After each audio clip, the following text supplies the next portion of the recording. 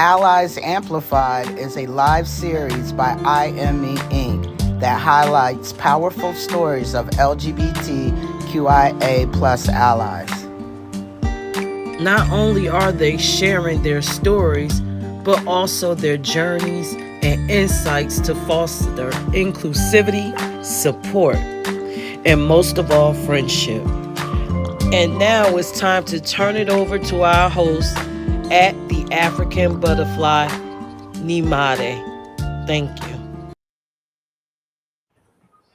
Hello, everybody. Welcome back to another episode of Allied Amplified. I'm your host, Nyemade, or as I mentioned, that African Butterfly, as I'm known on social media. And for those joining for the first time, Allied Amplified is our series that we use to highlight the powerful stories and share the great things that allies of the LGBTQ plus IA community is doing. And just for reference, for the because that's a lot of initials to say, every time we have to talk about it, for the most part, we'll be referring to them as the community. And today we have a great topic. We're talking about education and speaking with some educators. Before we talk to our wonderful guests, I'm going to start as I normally do by sharing 5 facts. So this has to do with the LGBTQIA community and education and the education system.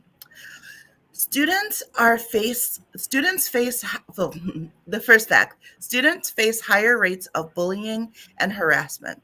Research indicates that LGBTQIA plus students or students in the community are more likely to experience verbal and physical harassment, with 86% reporting verbal harassment due to their sexual orientation and 58% due to their gender expression. Supportive school, fact number 2, supportive school environments improve mental health. Schools that implement inclusive policies such as anti-bully rules, gender-neutral restrooms, and support groups for students like gay, straight alliances see improved mental health and academic outcomes for students within the community. Students in the community are at a higher risk of dropping out. Fact number 3. Due to hostile school environments, students are more likely to drop out of school, and supportive educators, school counselors, and peer allies can significantly reduce this risk. Fact number 4. Inclusive curricula promotes student safety. Schools that incorporate LGBTQIA plus topics and histories into curriculum create more inclusive environments, leading to fewer instances of discrimination and more positive school experience for students in the community. And fact number 5, students and teachers' allyship is crucial.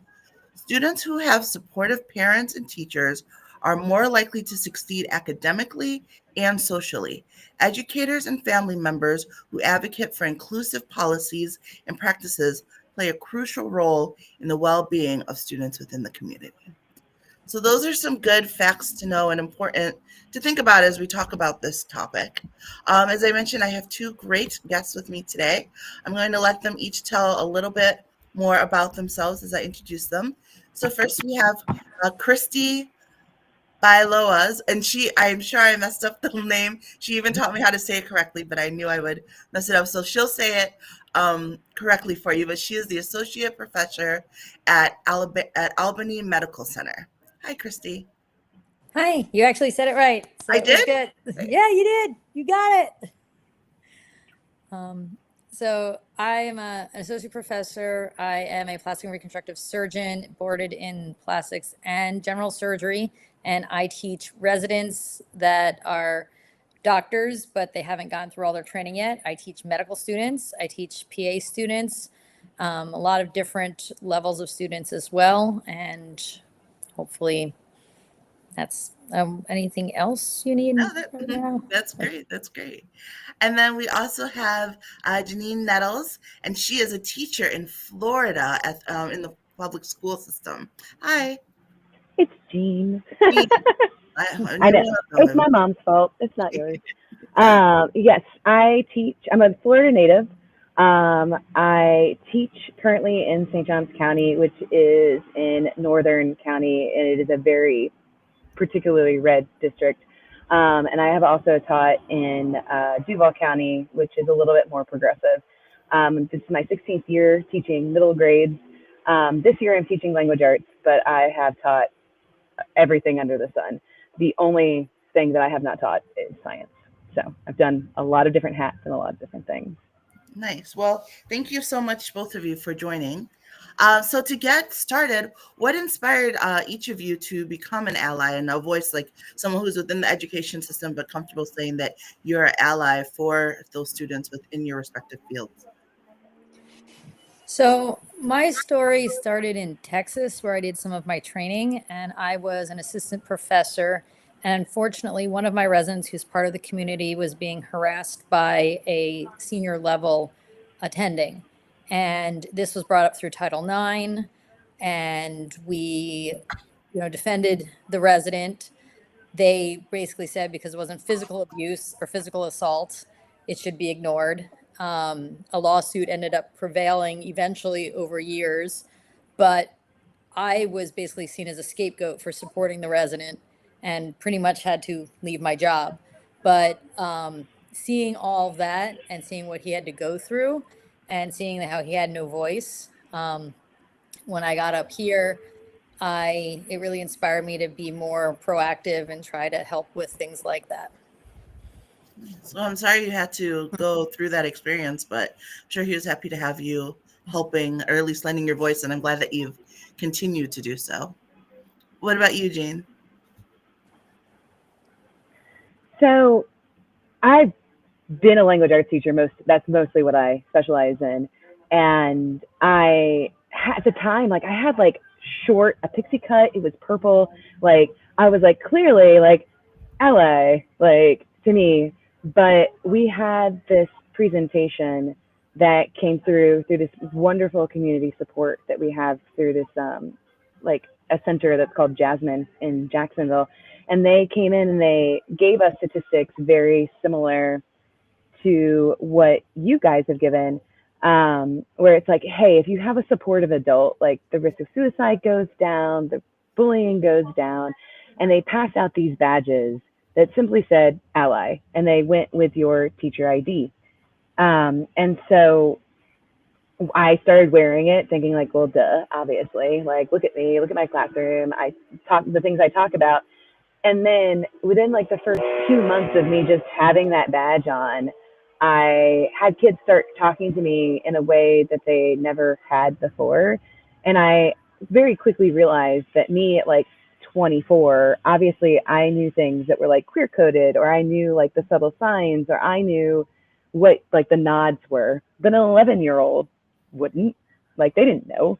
The only thing they knew was the flag and the ally. And so suddenly having that symbol around opened up conversations that I had assumed were obvious, and I had misstepped in thinking that it was as apparent as I thought it was to other kids.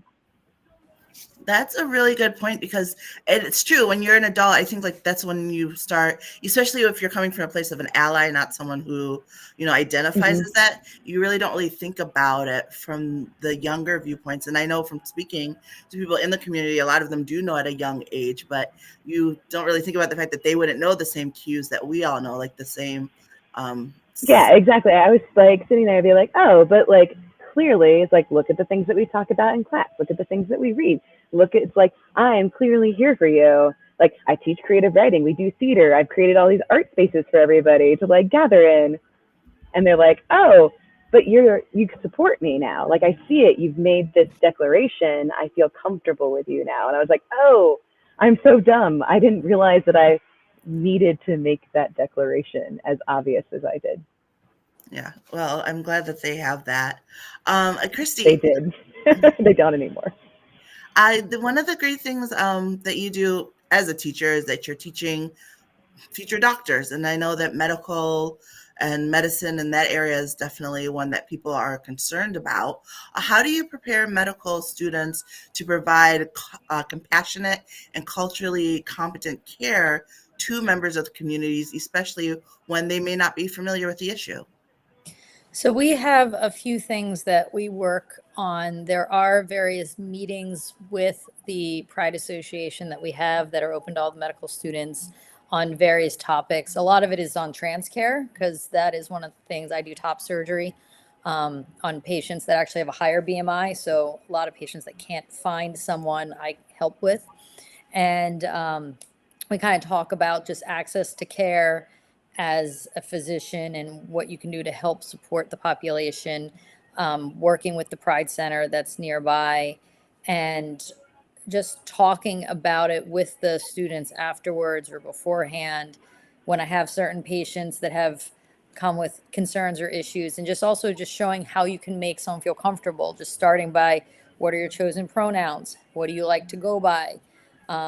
That's something that's been a cultural change just in the last few years here. We all have pronoun badges, and you'd be surprised how many people won't wear them and just don't understand why it's important. So every chance I get, I have my little I make my little scrub caps, so I have my little rainbow stitch, and I have some of my pins, trying to make it as obvious that I'm there for support. And we have a few other faculty that are very strong supporters, and we try to form a community that way to let them know.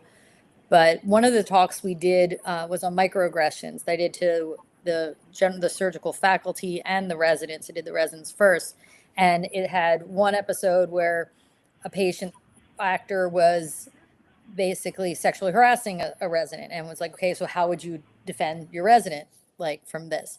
And everyone had things to say. Then the next was the patient actor was going after the resident's accent and saying, what country are you born in? Okay. Then went to the faculty, hey, how do you do this? The third one was the resident actor had a pronoun badge that was they, their, them. And I said, and they were getting harassed about that. And I said, ask the faculty, okay, how do you help support your resident? And there were crickets. They didn't know what to do because it had never occurred to them that type of thing could happen. So we try to make them more aware of the situations from a faculty level and also resident level to try to be there to support. I think that that's great. And the pronoun things is so wild to me because it's like, what does it take away from anything to wear a badge that says we have a pronoun? This isn't something new. Like, you've always had a pronoun. And it's interesting how many people are like very sticklers about being vocal about their lack of support because that's really what you're doing, right? Like, you could just easily say your pronoun, wear your pronoun, but by making a point to not in an environment where others do, you're probably declaring that you're not supportive of that. And that's unfortunate, but it's good that there are people who do have that badge so people know, who to turn to. Just another question for you while we're on the topic. Like, what are some common misconceptions about the community within medical education? And like, how do you challenge those with your teaching? Like, if you have doctors who won't wear a badge with their pronoun, but now they have to do top surgery, like, how does that work? What are like some misconceptions and how do you work around that? So a lot of people still feel like this is your choice. And even though the science has shown otherwise, and trying to provide them with data that, this isn't a choice. This is how you are. This is who you are. And that it's a cosmetic procedure. And because it used to be cosmetic procedure, and people start arguing that it should not have to pay from their tax dollars. And, there's all this stuff now about, detransitioning, and people will always find like one or two small isolated cases and start throwing that back at me. And everyone has the right to their own opinion. It's a free country. But I try to educate them as best I can, and then just make sure my patients know that it's safe to come to me. And obviously the people who don't believe in the surgeries don't do the surgeries. But you just do little bit by little bit, trying to be as supportive as you can. And if people make certain jokes or snide comments or something like that, try to kind of squash it instead, or say something about it instead of just letting it go. That's good. Jean, a question for you, because Christy has the benefit of working with mostly older people, adults and students and things like that. You work with a younger group. In your experience, how do younger students react to the topic? I know there's that's a whole nother branch of Yeah. discussion on what you're allowed to talk about. But like, how do they react, and how do you foster some understanding and empathy amongst them? So I've been in education for 16 years, and the first time we had like a trans student, like our whole school, I think it's probably, gosh, probably like 14 years ago at this point. But we were like, ooh, like we wanted to support the kids, Mm. but we had absolutely no idea other than making sure that they were with teachers that were supportive. But I remember trying to navigate like changing for gym because we didn't have gender neutral bathrooms. We didn't have any of that. And it was just like trying to fit it in. And now, like, I've worked at a school that had gender neutral bathrooms when it was built. And it wasn't built for any progressive reason. It was built for a very, like, logical reason of it's just easier to clean this one room and have this, like, it's easier to police this area if there's only two bathrooms that you can go to at any given time. Mm. And it's easier just to figure it out. And even, like, culturally, it's shifted. And I don't want to say necessarily that it's where I'm at, that we're at an acceptance level, but the kids that are like 11, 12, 13, 14 have a lot more language to have the conversation. They have experience with things online. They have people who are more open to talk about things. And so among the children, not the adults, but the children in the area, it's a lot more accepting. And there's still missteps and microaggressions 100% still happen, but the vitriol isn't there. And the way to navigate pathways in acceptance and support are systematically in place now. Mm. Florida is known for not being supportive, and it is that for a reason. But even still, there are adults that are doing the right thing, and there are kids that are doing the right thing every day. That's good, and that's so needed, especially in areas where everyone's trying to silence that voice.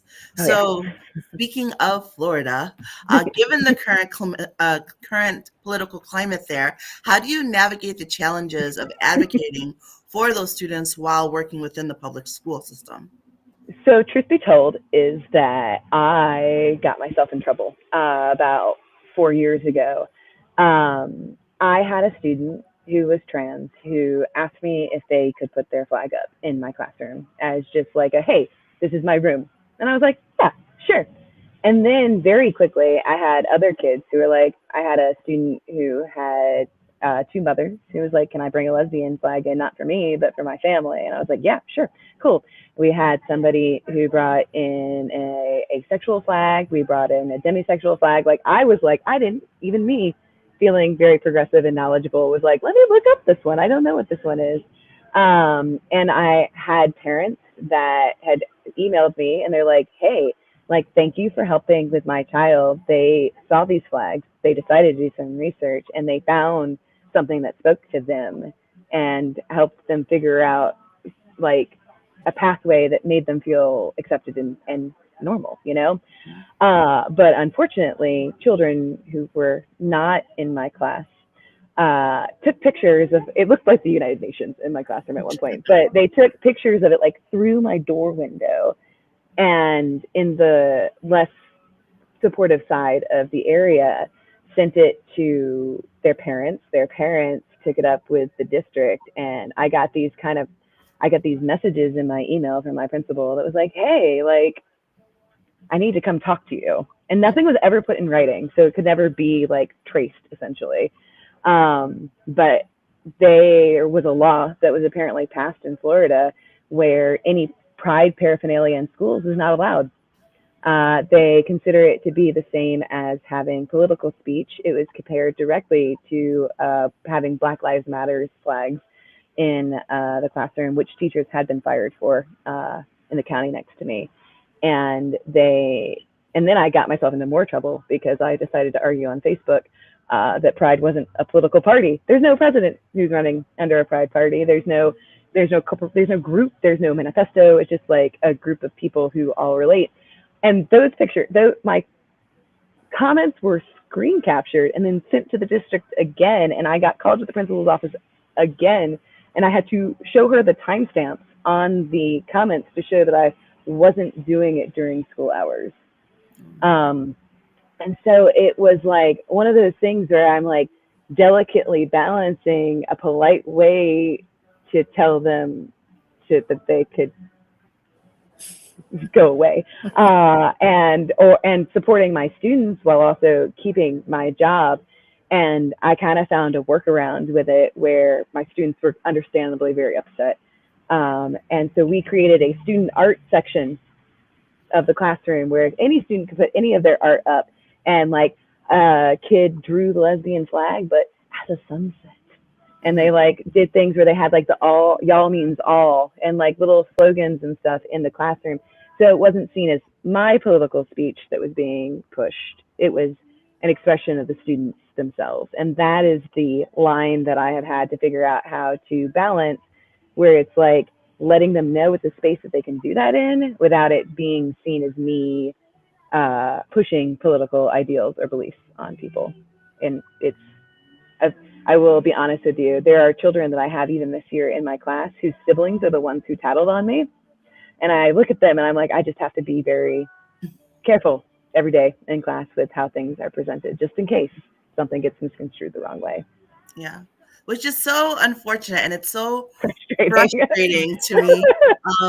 Just especially, I mean, given the facts that we talked about at the beginning of this and how having that support, and it's kind of like what I was saying with the pronouns, like what does it take away? Like what does letting somebody identify and be comfortable with who they are take away from who you are? Like if you're comfortable with that, like why do you have to squash on somebody else's ability to do it? And the thing is like we can all acknowledge that the things that we liked when we were teens are not the same things that we like now, but that doesn't mean that like everything about our identity isn't the same. And then it's also like, I hear the things that like adults in my building say. It's like, I just think kids these days, just everybody wants to be gay. Like everybody wants this label. Everyone wants to feel like they're fitting in. And it's like, yeah, like sometimes you try on a hat for a little bit and you decide that it's not your hat that you want to wear. And it's not a bad thing. It's just like, you're like, oh, never mind. Like I was a skater boy in high school and now I realize that's not who I am. I'm not like, it's part of growing up and figuring out what makes you comfortable. Right. And giving them that space to figure it out is all that matters. Exactly. And statistically, like, no, everybody doesn't want that. And it is still scary for kids. And kids aren't just doing it for fun when they come out or when there are more people who hide it than so people who are like, dismissive too. Like if some adult said, oh, well, everybody wants to be gay. Because I went to an art high school when I was in high school myself. And it was wonderful. You know, like it was this bastion of like, you had so many friends that were different things. And I remember a guy telling me like, oh, everybody these days is bisexual. And you're like, it's like we go to an art school. Like, right. It's like people are just trying to figure things out. And when you say like, oh yeah, well, everybody thinks that, it just invalidates it. If you're like, I don't know, maybe I am, but maybe you're right. Maybe I am a fraud. Right. And you're like, oh, so frustrating. It's frustrating. It's hard waters navigating. Christy, within your area, do you have, we talked a little bit about talking to the medical students with their patients, but what about they themselves? Like, do you have any that you're teaching who have to sort of navigate those waters as someone who is going through a system that doesn't always support them and now they have to support others, or even worse, not even worse, but having to give that medical care to someone who they know is anti-supportive of who they are? Yeah, through the Medical Student Pride Alliance, we kind of try to, it's a really open group and we try to support everybody, and that we try to make sure people know we're around, that we exist, and that you can come and talk to us, especially as faculty. Surgeons tend to be very scary, evil humans. So I try to make it seem like, yes, in the operating room, I'm a different person because I have a person's life in my hands. But when I'm out of there, like I want to let people know I'm there to support them. And I talk to various students.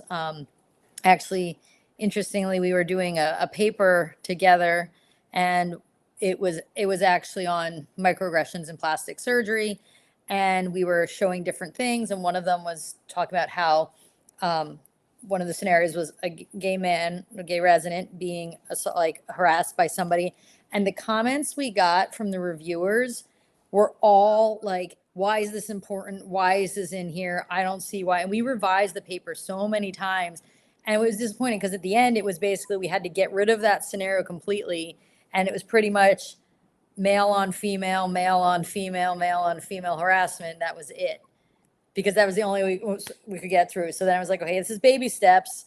It's like we at least are going to get something through. And now next time we're going to try to make people be aware, because it's pervasive throughout. And just knowing, like my student was very disappointed that he couldn't get his message through in the paper because of this. So we try what we can and try to fight again the next day. And one of the things we are doing is we are trying to create a curriculum to make it easier to recognize what, some people just don't know what they're saying is offensive, and you want to give them the opportunity to learn. Many times terminology does change, and someone may think they're being nice and friendly and they're actually being horribly offensive. So trying to help educate them so that you're making your patient feel comfortable. It is a way of likening it to, if you're treating a patient who's racist or sexist, it's in that field. So we just have to take what we've learned through that and help try to bring it through. But some patients you have to treat no matter what in trauma. If they're coming through, it doesn't matter how awful, what they've done, what's been going on. Job is, I'm a doctor, I'm going to take care of this patient. We'll deal with the personality issues afterwards. And if I can find a partner that can help take over, it's disappointing, but often that's what you have to do. Mm-hmm. Yeah. And I think that's one of the great things about the medical professionals who can do it, get past the personal and treat the patient. And you did mention a little bit about the curriculum, and that's something I was going to ask, which is like, how do you integrate those health issues and health concerns into the curriculum for the professionals? It's so frustrating to hear like people saying like they don't want those reviews in there or those scenarios in there, because those people exist. I don't know if people sort of feel like they can just pretend like certain people don't exist, and so they don't need to have things made to address them and help them. But those people are out there, and you would think, not that people in the medical field are saints, of course they're not, but you almost expect that like base level they have empathy, base level they would want those things. So then when you hear within that profession that there are people who are like, no, we don't want this addressed, or we don't want that, like it's frustrating to hear. I'm sure as someone who's an educator, it's frustrating to try to teach that. But like, what are some ways or what are some things you're putting into the curriculum to try to work with that? Well, one thing we are trying to do is having inclusivity in our questions. That's actually something that even on the board level, the national level, and even local level, it's always, white male had this, and then you're always going to have something with stigma where an African-American male had this and it's a bad thing. And then, 25-year-old gay male has HIV, and they're very stigmatizing, and trying to make the questions and word them appropriately in ways that aren't stigmatizing. And sometimes people say, well, yes, of course, this type of patient will have, and it's like, no, it isn't this type of patient. Like, this is a person who happens to have whatever problem we're seeing them, and we don't need to stigmatize them more, or that. So that's one of the things we're trying to do, and just have them recognize what can actually be, what to look for when they are talking about patients, because the patients aren't going to bring up some of this information right away. Obviously, if I'm seeing a patient who's coming in for top surgery, we've kind of gotten to a point because they have to hit certain milestones and metrics, and have seen various other health professionals just to get approved to come through. But there are other patients who come in and are afraid to mention things, or worry about, what they may need, some medications, they may need something else, and they trying to make them feel comfortable. So just the way of opening your questions and wording your questions and introducing yourself, or just even as far as on a higher level, just how your lobby looks, like especially for my GYN colleagues, for the trans population, that, you don't announce by their dead name, or, you try to have another entrance or a different area so they can feel more comfortable, because, you're in with all these pregnant women and you're there and you're like, everyone's staring. So, it's at multiple levels because it is in such infancy right now, that we're just trying to get little baby steps, because I've had students tell me that when they have talked, because one of our big things the last year was getting a few placards to take these single stall bathrooms and make them gender neutral. And it was a huge fight just for them to change the placards. And they were even said, like, why does this even matter?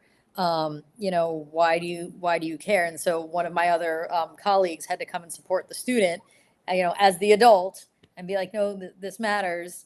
And anytime we want to do research with the community, we get a lot of backlash or not so much support from the institution. That's stuff we're trying to change and work on. So we don't have anything really set in stone yet. It's always a moving type of machinery, but baby steps, because Albany may be blue, but the whole surrounding area is not. I grew up in Canandaigua, New York, so boy, do I know that. People think that if you're in New York, you're blue. You're like, oh no, you haven't been upstate, you haven't been west. Like, it is red up there. Yep. So they also want to make sure the big donors aren't going to be offended. So. Yeah, well, it's so interesting too. Like, you mentioned with the bathrooms. I don't think that I realized how progressive minded I was until like the past few years, because there are certain things that like someone will say something and you're like, oh, well, duh, like, yeah. And then people have such a problem with it. And you're like, wait, how? Like, why is this a problem? It's like, you go to places where there are gender neutral bathrooms and no one cares. Like, there are stores where it's like either or, like there are restaurants, like it's all over the place. So like, why are we upset about the thought of changing certain things to gender neutral when there already are in certain places? But it's really literally just that thought of changing something from what it was to something new, and more specifically, the reason why people have such a problem with it. And it's kind of like mind-blowing to me, because my mind just thinks duh, but it took me a minute to realize everyone's minds not think duh. And you talked about the baby steps that you're taking forward, which I think is great. But we have to talk about Florida, because it feels like they are taking baby steps backwards. Yeah. We talked a little bit you mentioned with the flags, but are there any other like specific laws or policies that have made it more difficult to support students in the communities, and how have you adapted to those changes? So, I mean, I'm going to step in it. I don't care. So I live in St. Johns County, and I actually, before I came on here, I went to our voters registration site, because it has the statistics on there. And of the like 230,000 registered voters, 21% are Democrats. Our school boards the school board races have Moms for Liberty candidates for it. They are attacking our books. Like, they're literally like just taking a wide berth. Like, I swear they just went into Destiny, which is the library search catalog, and put like gay, and anything that came up, they're like challenge. The feminist baby got banned at my school, so that one got completely taken off the list. And so you're sitting here and you just are like, let me just not mention these things. But there is a concerted, like, purposeful attack on things. I remember like looking at the banned book list, and Sarah J. Maas, every single one of her books was on there. I was like, what did she do?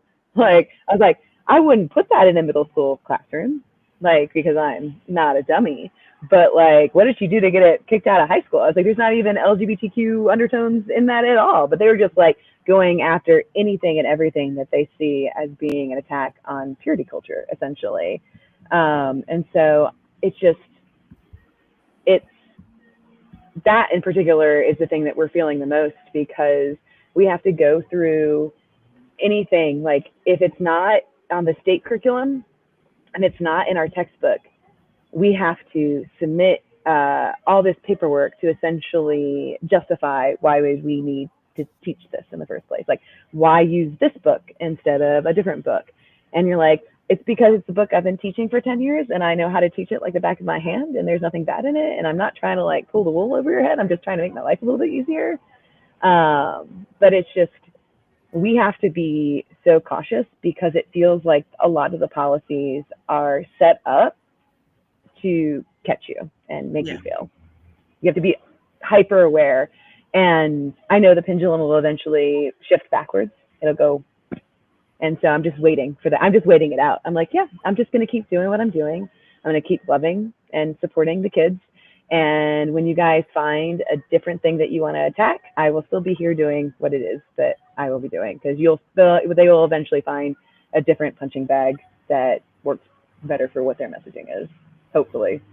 Hopefully. Yeah. I mean, it's so frustrating, especially, like we talked about the statistics in the beginning and how important it is having certain things for the mental health of those children and for their lives. And that's the thing that really boils me up, is like, how can you say you care so much while you're actively supporting these things that are hurting these other children and these populations? Like, do you just not care? Well, and I mentioned this to you in our emails back and forth, so this is a trigger warning for Please, thank you. Trigger warning for suicide for anybody who needs to have that as a heads up. But dang it, I had a former student, like 3 weeks ago. That kid who gave me the trans flag committed suicide like 3 weeks ago. And like his dad, like, it was not just the school system that was part of it, but his dad was trying to come to terms with things. His mom was trying to come to terms with things. He was asking for puberty blockers. And like, it was just like, I think he didn't see any way out from the way that he was feeling. And right when Helene, like 2 days before Helene hit this area, he took his life. And so it's like, I was thankful that we had a hurricane day because I got to go to his funeral without taking off from work. But it was just like one of those things where you're like, and you think there, and you're like, was the flag like the first start of this path of seeing like how he wasn't feeling loved and accepted in places where he should be loved and accepted? And you're just like, it's just so sad and tragic. And his dad posted this beautiful, haunting message on his Facebook, essentially talking about how he didn't want any parent to ever feel like he was feeling at this time. But in the post, he had specifically cited DeSantis talking about like attacking puberty blockers. And he saw DeSantis as a leader and was like, looked at him he didn't know where to turn. And here you have somebody that is an elected official that's seen as somebody who is supposed to be looking out for your state, saying this is not something that's going to protect our children. And so he listened. And now he has a dead child because of it. And it's like the most tragic thing that you could, it's heavy on everyone's heart in our area. And I would imagine so. And I'm so sorry that you experienced that. And I'm sorry for anybody who has to go through. And as someone, I talk a lot about mental health as well in my, on social media and in different things that I do. I live with depression, and it's one of those things where it's like, it's so hard sometimes getting out of that drowning feeling, right? That sad feeling, that I call it the depression haze. And so maybe that's why I feel so extra strongly about situations like this. It's like, if you know that letting someone be who they are is something that's going to help that drowning feeling, is something that's going to help that depression haze, like, how can you stop that? Like, I don't understand, like, as a human being, how you can say, well, I don't like it, so I'm sorry if it makes you feel bad. Like, you can't have that flag. You can't say gay just because I don't like it. Like, it just literally doesn't hurt anybody and helps the people it needs to help. Yep. Yeah. And it's tragic, and I wish there were better words for it besides tragic, and it feels like there really aren't.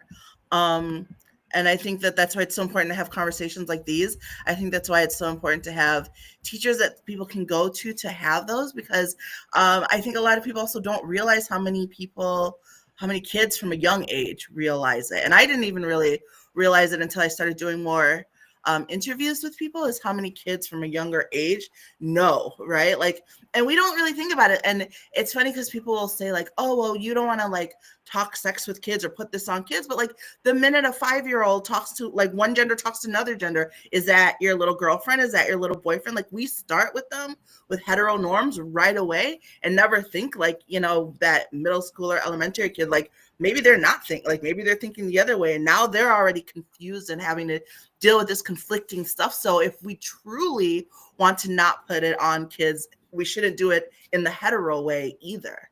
But we definitely don't. We definitely push that as the norm without any care or consideration for the mental health of kids within the community and how it impacts their mental health. And I'm sorry, did one of you say something? Christy, I was going to ask you, how can educators sort of encourage LGBT like students within the community to pursue higher education in fields like medicine and STEM in a way that is supportive? Because again, we talked about like it's still not right. Like they still want to push the hetero norm and they still want to have certain examples. And so I can understand that someone in the community being like, well, I don't want to go in that environment and feel even more left out, especially if like things aren't being done to push and to help support my community. So how can they sort of advocate for that and help that? So hopefully, as we are getting a little bit more progressive, seeing people in the different leadership positions that are part of the community is very helpful. The president of our society, the past year, the last two actually, the 2 years ago was the first president who was part of our community, and then last year was another one. So having those individuals be there in such a public light is very helpful to let others know that, you know, you can get through and get through it. But I remember I knew him as when I was in training, and at that time he was not out. And that was, you know, like almost 25 years ago. And it was very hush hush and kept quiet for a long time. And it wasn't until years later where he did come out and, you know, but, you know, that was many decades after he had been kind of forced to keep it quiet. So at least with us having it more apparent, as plastic surgeons, we have a lot of weird people in general. Like we're very colorful. I don't do cosmetics. I do all recon. But there's a lot of different personalities throughout. So it kind of seems like we're a more open group in general compared to maybe some of the more harshly seen groups. But kind of getting in early and letting the students know, having students see, talking to schools when we have high schoolers come through or college students come through, and just kind of being like, oh yeah, I have this friend, they've done this, they do great. Was it easy? No, but nothing's easy in medicine. So why don't we can try to figure out a way to make it so that you feel more comfortable, so that you don't have one more thing hindering you through this difficult time. Yeah, and that's very much appreciated because it's needed. And you know, we're gonna wrap up soon. I just have a couple questions for you both. If anyone watching has additional questions, please put them in the chat. Otherwise, we just have a couple more. But Peach Entertainment did say that this was heartbreaking, and that we know we're a part of the LGBTQ community at a very young age, which is true. Christy, I wanted to ask you, what advice would you give fellow educators who want to be an ally, but may be unsure or hesitant of how to start? I would say reach out to the local pride groups, and because there are a lot of communities out there. Obviously, in some areas of the country, it's a little bit harder because of the political environments to do that. But normally, word of mouth spreads really fast. And that's how a lot of people find out that I'm around and I can help with things. And ideally, you know, even if it's just start with wearing a pin or having the little pronoun badges or something, because to make it just like Jean had mentioned when she first started out, make it as obvious as you can that you're here. And then eventually, then hopefully you can be a beacon for people to find you. And that can then help breed the community that way if there isn't a local group that you can join and work with. Yeah, and that's great. That's great advice. And then, Jean, I know you mentioned, some of the things that you can't do in the classroom, and you'd still do the art, which is great. But so how do you help your students feel safe and supported in an environment where it's even harder? And then also, because you mentioned speaking with the dad, how do you, or what effective strategies have you found for engaging in parents who may or may not want to be supportive? So the easy answer to that is that you just got to like build the relationship so that anything that any kid wants to talk to you about, that they feel comfortable talking to you about it. If they're having problems at home, if they're having problems just in any kind of relationship, friends, relationships with boyfriend, girlfriend, whatever, that they feel comfortable having those conversations with you. My classroom doesn't have any pride stuff in it, but it does look like a rainbow threw up all over it. Everything is rainbows everywhere. Everything is color. Everything is rainbow colored. It does not have to say pride, but it is colorful as all get out. But it's also just about making it a safe space for any of those conversations that may be difficult. And in defense of Florida, our curriculum itself actually is quite diverse. It is not just dead white guys anymore. And so there are actually authors that we are reading that are, if you did any research on them at all, they are actually part of the community. We just don't advertise it as such. And so it's there, and it would be nicer if you could be more obvious about it, because obviously that clearly matters. But at the age that they are, it's like you talk to parents who don't know how to navigate it, and you just got to be like, look, the fact that they're talking to you about it at all means that you are a safer space than you are giving yourself credit to. It's like, and you can feel uncomfortable because you don't know how to navigate it. But the thing that you have to do is like not show that discomfort to your kid. Like, it's hard to do, but it's like you gotta like show that discomfort with you and your spouse. Like, you can have that conversation like behind closed doors where you're like, I'm freaking out, man, I don't know what to do. Mhm. But like making sure that you present the force and love, and like, I'm gonna love you no matter what, and I'm here for you no matter what. And maybe I don't have the language, and I'm gonna try my best to learn, but just give me forgiveness. It's like that's what you can do. And our guidance counselors at our school have been particularly good about helping parents themselves navigate those conversations. They have those resources that can help them, particularly with the pronoun usage and why it's important, the name changes and why that's important. And just like, really, teenagers are going to hide things from you if you let them. So let's just build the environment so they don't have to. That makes sense. Well, thank you both so much for joining me today. It was great hearing your insight as educators, both for the younger kids and educating adults, because learning is needed on both sides. Is there anything that we didn't get to that you would either of you would like to mention? I know that Robin's friends would appreciate a donation to, is it the Trevor Project? In his name, that was what they set up. I think they got I think they're at like $3,500 for the community, and then his GoFundMe, I think, was at like 5,000 to help that family. But it's like those organizations are good and are important.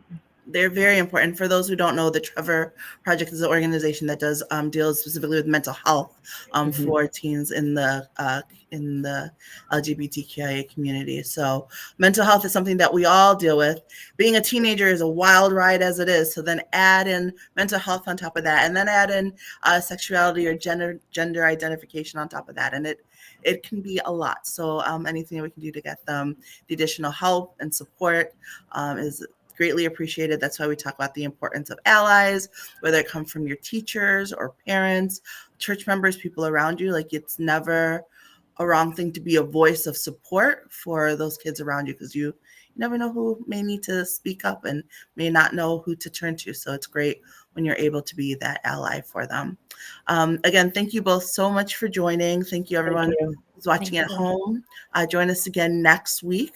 And also, don't forget that this is put on by I Am Me Inc. You can visit their website, iammeinc.org, to learn more about the great things that they're doing within the community. And also, the holiday gala is coming up on December 14th from 5 to 12 p.m. Or I'm sorry, 5 p.m. to 10 p.m. And the tickets are on sale for now, on sale now at that website. So go ahead and check it out. And we hope you'll join us again next week at 6 p.m. Thank you. Thank you.